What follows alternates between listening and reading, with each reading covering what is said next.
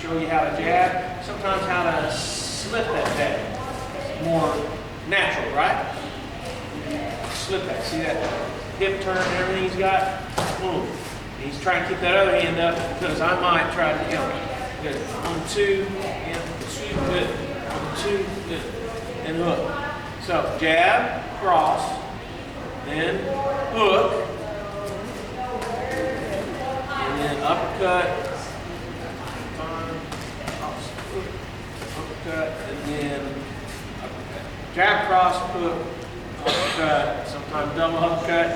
After you get started with that, then you're starting to start mixing that up a little bit. When do I throw the uppercut? When do I throw the hook? They're kind of like the elbow trick. They're going to be in close. The uppercut and hook is normally really close. Not always. Sometimes the hook will come wide on the ground, sometimes uppercut pretty much. And I've seen some guys that get in here and they really cover well for the hook, and then there it comes, right? Guys do this. Yeah. That's a devastating blow. Okay.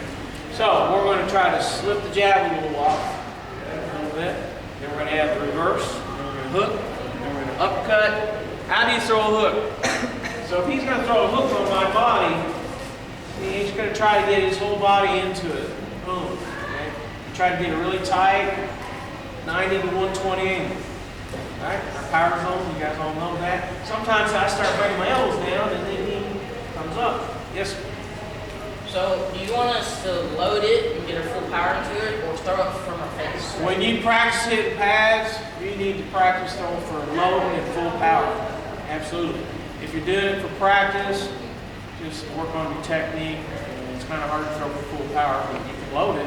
You can load the hip. You can load it. Yeah. Get a feel for it.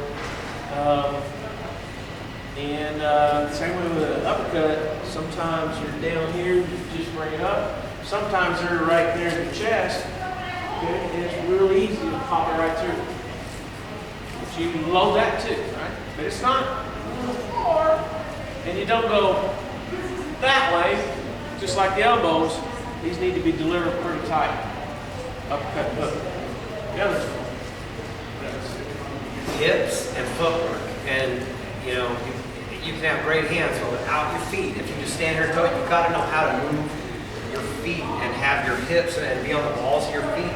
Usually, and I didn't make my guys do this all the time. 1, 2. Rodney used to have us do this all the time too.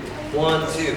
Moving the feet with the hands and being on the balls of the feet. Because if you're flat-footed and you're trying to throw hands, you can be good, and you're only going to get so good. You have to have your footwork and a little bit of hip movement. Of course, like you said, if you're loading for power home, but when you're practicing, you just do the little turn, and you'll still generate a ton of power.